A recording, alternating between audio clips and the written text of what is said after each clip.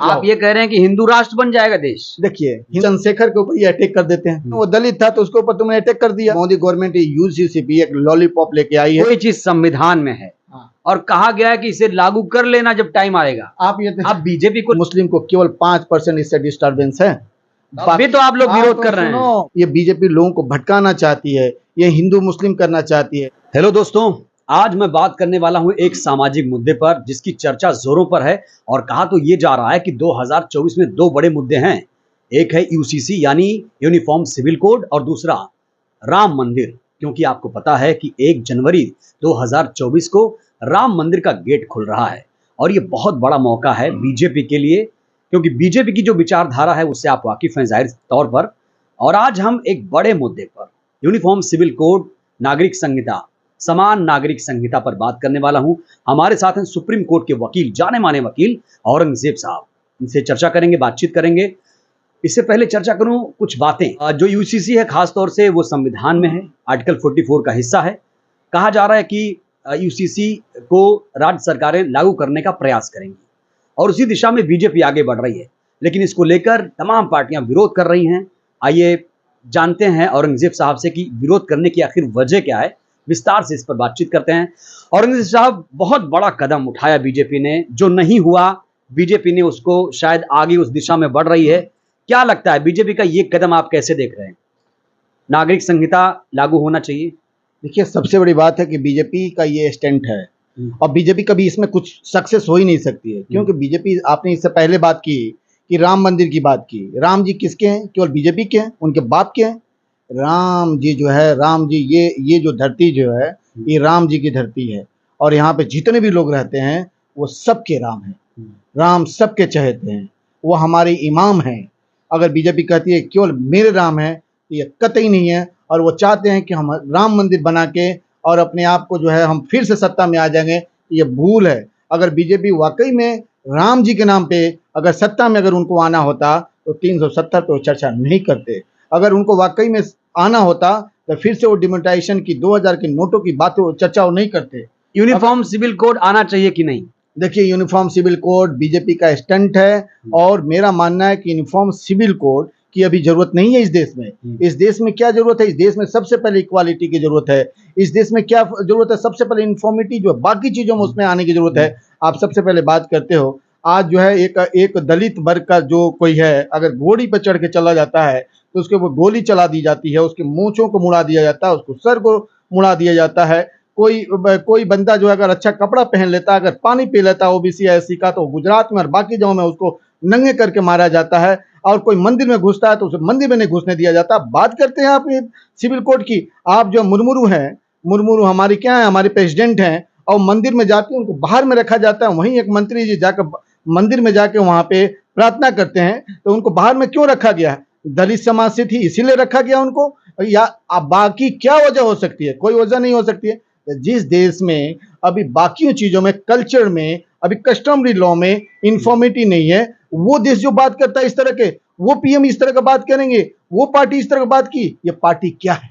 ये पार्टी आप जानते हैं क्या पार्टी है? ये पार्टी मुसोलिनी की पार्टी है। ये पार्टी जो हिटलर की पार्टी है। ये चाहती है उसी तरह की सत्ता यहाँ लाने के लिए, जिस तरह से हिटलर ने नाजियों के, जिस तरह से हिटलर ने जो है बाकी यहूदियों के साथ किया, सेम ये चाहते हैं कि हम इस तरह घटना करें। लेकिन हिंदुस्तान ये गंगा जमुना तहजीब की कंट्री है, एक प्यार मोहब्बत की कंट्री। यहाँ पे वो सक्सेस नहीं हो सकते, इसलिए वो चाहते हैं। नहीं, मैंने पहले औरंगजेब साहब, मैंने पहले ही कहा कि ये संविधान का हिस्सा है, उसमें जिक्र है, तो उस दिशा में प्रयास कर रही है, तो इसमें आपत्ति क्यों हो? आप बताओ कि यूसीसी की आप बात करते हो, क्या यूसीसी यहाँ पे जो है, आप साउथ में चले जाओ, मामा भांजी की शादी होता है क्या? नॉर्थ में कोई मामा भांजी की शादी कर सकता है?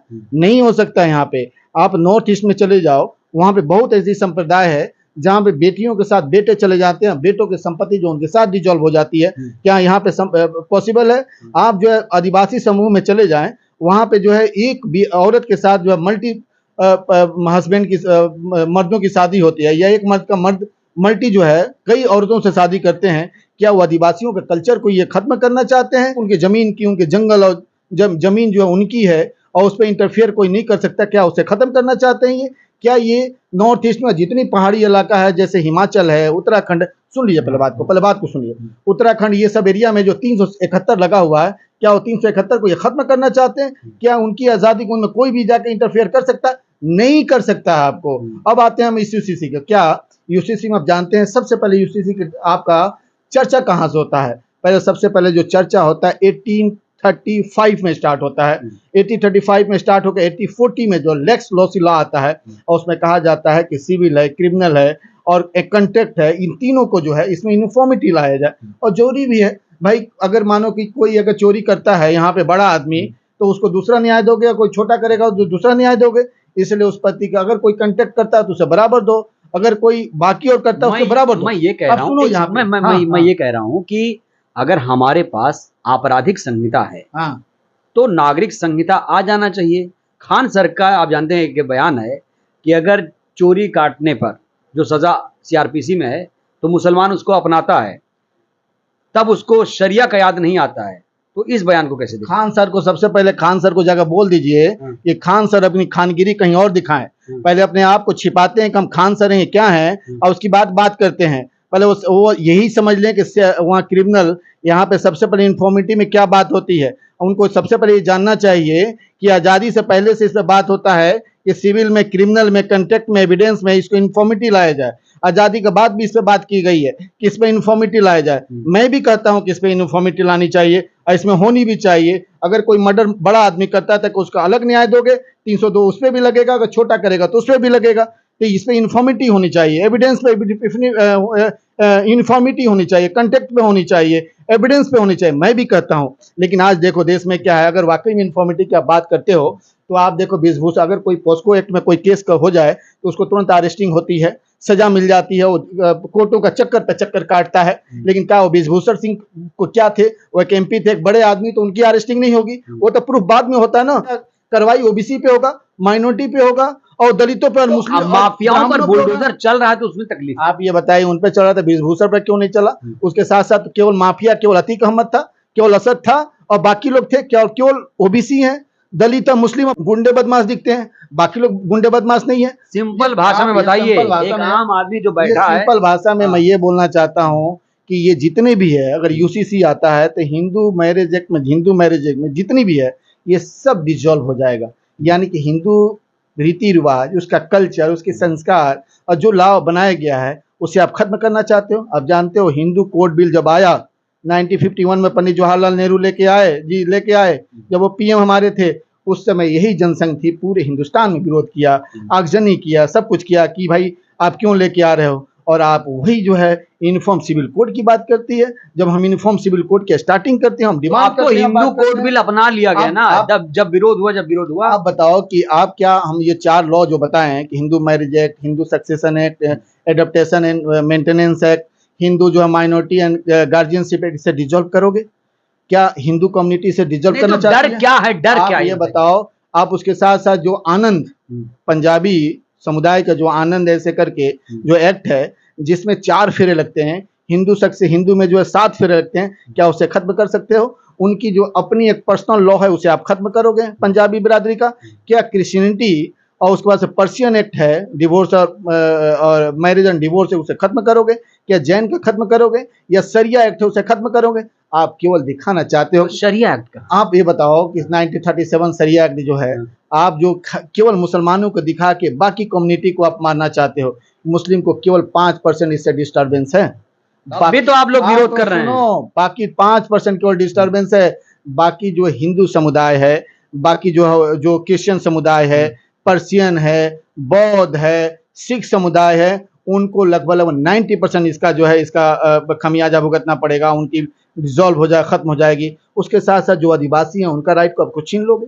क्या उसका नॉर्थ ईस्ट में जो है उनकी राइट को छीन लोगे? अभी तो बिल नहीं आया ना। नहीं, हिंदुस्तान में क्या है, यहाँ कोस पे यहाँ आवाज बदल जाती है, यहाँ पानी बदल जाता है, यहाँ कस्टम बदल जाते हैं, कस्टमरी लॉ बदल जाती है। तो क्या उस लॉ को खत्म करना चाहते हो? हिंदुस्तान एक डाइवर्स कंट्री है, यहाँ डाइवर्सिफाइड लोग हैं, यहाँ पे एक अलग समुदाय में अलग अलग मिक्स कल्चर है। यहाँ पे आप इस कल्चर को आप खत्म करना चाहते हो? क्या आप सभी समुदाय पे, जैसे क्रिश्चियन पे, जैन पे, बौद्ध पे, सिख समुदाय पे, क्या हिंदू कोड बिल लाना चाहते हो? या हिंदू समुदाय पे क्या सरिया एक लाना चाहते हो या क्रिश्चियन है उसको लाना चाहते हो? आप लाना क्या चाहते हो? आप लाना इस हिंदुस्तान में सबसे पहले क्या जरूरत है? इस हिंदुस्तान में सबसे पहले क्या जरूरत है? सिंपल जरूरी ये है, हाँ, देखिए जब कोई चीज संविधान में है हाँ। और कहा गया है कि इसे लागू कर लेना जब टाइम आएगा, आप ये अब बीजेपी को लग रहा है टाइम आ गया। आप ये बताइए कि बीजेपी को ये लग रहा है टाइम आ गया था, जब हिंदू कोड बिल था उसमें क्यों नहीं विरोध किया? उस समय क्यों विरोध किया? अब बीजेपी को सबसे पहले ये जानना चाहिए कि इसकी जिसकी बात कर रही है, क्या इस देश में यह एप्लीकेबल है या केवल बीजेपी दिखाने की बात कर रही है? ये बीजेपी लोगों को भटकाना चाहती है, ये हिंदू मुस्लिम करना चाहती है। इस देश में वाकई में मुसलमान का चाहे किसी समुदाय के महिलाओं के लिए अगर इनको मोहब्बत है तो उसको लिए क्या करें ये? और उनके लिए कुछ रिजर्वेशन लाए, उनके लिए अलग से कुछ संशोधन करें, उनको कुछ राइट दे। आप जानते हो इस बिल आने के बाद से क्या होगा? जितनी रिजर्वेशन है वो रिजर्वेशन खत्म करना चाहते हैं, या इनडायरेक्टली ये जितने भी दलित है, ओबीसी हैं, बाकी जो समुदाय हैं, उन्हें ये दबाना चाहते हैं, उन्हें खत्म करना चाहते हैं और पुरानी सभ्यता को फिर से ये लाना चाहते हैं। मैं नहीं कहता कि इसी से मतलब आप ये कह रहे हैं कि हिंदू राष्ट्र बन जाएगा देश? देखिए हिंदू राष्ट्र तो अभी है ही है। आप बताइए जिस देश का पीएम हिंदू हो, जिस देश का गृह मंत्री हिंदू हो, जिस देश में पूरे 28 जो है आप यहाँ का जो स्टेट है वहाँ हिंदू हो, सीएम हिंदू हो, जहाँ का गवर्नर हिंदू हो, जितने भी अधिकारी मैक्सिमम हिंदू हो, जज मैक्सिमम हिंदू हो, और वहाँ पे आप बोलते हैं कि हिंदू राष्ट्र क्या है? आप हिंदू राष्ट्र में मैं कहता हूँ कि आप हिंदू राष्ट्र लाओ।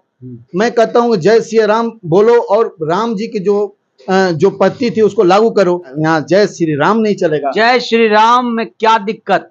भैया जब तक राधा के साथ कृष्ण नहीं होंगे, जब तक शिव के साथ पार्वती नहीं होगी, जब तक सीता के साथ राम के साथ सीता जी नहीं होगी, तब तो कैसे मिलन होगा? वो हो ही नहीं सकता है। लेकिन बीजेपी क्या करना चाहती है? बीजेपी एक उदंड रूप में अपने आप को पेश करना चाहती है और इस देश की सभ्यता के संप्रभुता को इसको खत्म करना चाहती है। देखिए लेकिन जो उसे सूट करेगा वो तो करेगी ना। क्यों सूट करेगी? बीजेपी 14 में जीते, 19 में जीते, अब 24 में क्या लगता है? 24 में क्या लगता है मुद्दा क्या हो? ये बताइए, ये किसी के बाप का है क्या देश? ये हम सब का देश है, सबका देश है। ये देश में कोई कानून बनेगा सबके लिए बनेगा। आप बात कर रहे थे अभी 44 आर्टिकल डायरेक्टिव प्रिंसिपल की बात कर रहे थे।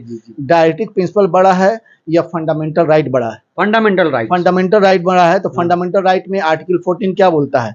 सब समान, equality before law, equal protection of law. ये दो बात बोलता है। आर्टिकल 15 बात क्या कहता है? आर्टिकल आपका 19 क्या करता है? आपका मूवमेंट की बात करता है, एक्सप्रेशन की बात करता है, बिजनेस की बात सब करता है। 21 क्या बात करता है? आपका स्पेशल मैरिज एक्ट वगैरह ये सब की बात करता है, जिसे आप खत्म कर देंगे। आप उस पर 25 क्या बोलता है? माइनॉरिटी का 25, 26, 28, 29, ये सब आपका जो ये फंडामेंटल राइट है ये ओवर रूल करता है 44 पे। तो 44 पर जब ओवर रूल करता है, जो कि 44 ना ही तो जस्टिसेबल है और ना ही इन्फोर्सेबल है, लेकिन ये जस्टिसेबल भी है, इन्फोर्सेबल भी है। तो बड़ा कौन हुआ? फंडामेंटल राइट हुआ। तो ये बीजेपी केवल मुसलमानों के नाम पे इस देश की सभ्यता, संप्रभुता को और यहाँ एकता को बर्बाद करना चाहती है और इसके नाम पे 24 के इलेक्शन जीतना चाहती है। लेकिन मैं आपको बता देता हूँ, यहाँ की जनता जो है जाग चुकी है, यहाँ कुछ नहीं होगा। आप बताइए, चंद्रशेखर के ऊपर ये अटैक कर देते हैं। चंद्रशेखर के ऊपर अटैक कर दिया ना, वो दलित था तो उसके ऊपर तुमने अटैक कर दिया, और अटैक कर दिया तो उसमें क्या हुआ? अगर वही किसी राजपूत पे हुआ होता तभी उसका घर को तोड़ दिया जाता। अभी आप बताओ कि आप जिस दलित को न्याय की बात करते हो, जिस देश में न्याय की बात करते हो, आप देखो एक दलित के ऊपर पेशाब किया जाता है और जो केवल घर तोड़ने के नाम पे थोड़ा सा घर तोड़ के छोड़ दिया जाता है। आप बताओ इस देश में क्या बात करते हो? आप इस देश में न्याय की बात करते हो? चंद्रशेखर को Z+ सिक्योरिटी मिलनी चाहिए, एकदम मिलनी चाहिए। आप देखो अभी एक पाकिस्तानी नारी आई है, आपने देखा होगा, जिसका नाम सीमा है। मैं कल देख रहा था। आप इस देश की महिला कितनी है, कितनी हमारी बेटी बहन है, उनकी तो तबाही हुई पड़ी है। वो परेशान है, उनको न्याय नहीं मिल पा रहा, कोर्ट के चक्कर खा रही है, वो परेशान है, उनको तो कुछ होता नहीं है। अब पाकिस्तान के एक जासूस है, क्या है हम जानते नहीं है, और वो नेपाल के थ्रू आती है। आप बताओ कि एक महिला जो है नेपाल के थ्रू आती है, नेपाल से हिंदुस्तान में घुसती है और आके एक छोटे बच्चे के साथ अटैच होती है, कन्वर्ट भी हो जाती है। ये is it possible? Never possible. अरे वो प्यार करती है और कोई प्यार अपना मुल्क छोड़ दिया, अपना धर्म छोड़ दिया। कोई प्यार नहीं है, मोहब्बत, ये कोई प्यार नहीं है। ये लोग को मालूम ही नहीं है देश क्या चीज है। इनको पता नहीं है, कल पता चलेगा कि वो आतंकवादी थी और तो वो किसी से मिली हुई थी। अभी आप DRDO को देखें ना, DRDO का वो आतंकवादी एक्ट में पकड़ा गया था, उसके ऊपर कितना केस भी चला था, लेकिन क्या हुआ? क्योंकि वो किसी और कौम से नहीं है, इसलिए उसको आतंकवादी घोषित नहीं करेंगे। ये देश को हिंदू मुसलमान के नाम पे इसको बर्बाद करना चाहते हैं। आखिरी में आप 2 30 सेकंड में क्या कहेंगे, लोगों को क्या कहेंगे, क्या उन्हें यूसीसी का समर्थन करना चाहिए? देखिए, मेरा मानना है कि मोदी गवर्नमेंट यूसीसी भी एक लॉलीपॉप लेके आई है और हिंदुस्तान को ये बांटना चाहती है, हिंदू मुसलमान में करना चाहती है। लेकिन मैं कहता हूं कि आप जो न्यायिक हो, अभी देखो यूसीसी क्या है, आएगा उसके बाद से डिसाइड किया जाएगा कि ये शरिया लॉ को Hindu code bill pay Hindu पे लागू करना चाहते हैं या हिंदू कोड बिल बाकी माइनॉरिटी पे लागू करना चाहते हैं। ये आने के बाद ही पता चलेगा। लेकिन अभी आप जो है कोई प्रदर्शन ना करें, कुछ ऐसी बातें ना करें जिससे कि संप्रदाय आपस में बटे, लड़ाई या झगड़े हो और छोटे मासूम बच्चे अपने अपने जो मिशन से डाइवर्ट हो जाएं। इसलिए खामोशी बना के रखना है, जो सच है उसका साथ देना है और गलत होता है तो उसका विरोध करना है।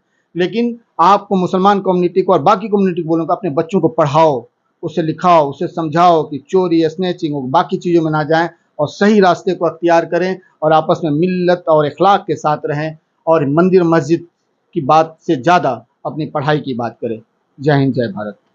शुक्रिया औरंगजेब साहब। तो ये थे सुप्रीम कोर्ट के वकील औरंगजेब साहब। तमाम मुद्दों पर हमने विस्तार से बातचीत की, यूसीसी से लेकर तमाम सामाजिक, राजनीतिक, आर्थिक मुद्दों को हमने टच करने की कोशिश की, तमाम विस्तार से बातचीत हुई। ये जो बातचीत थी औरंगजेब साहब से हमारी, ये बातचीत आपको कैसी लगी? कमेंट बॉक्स खुला है, आप कमेंट कर सकते हैं, अपनी राय दे सकती हैं। वीडियो में इतना ही, दीजिए अनुमति, इजाज़त। जय भारत, जय संविधान।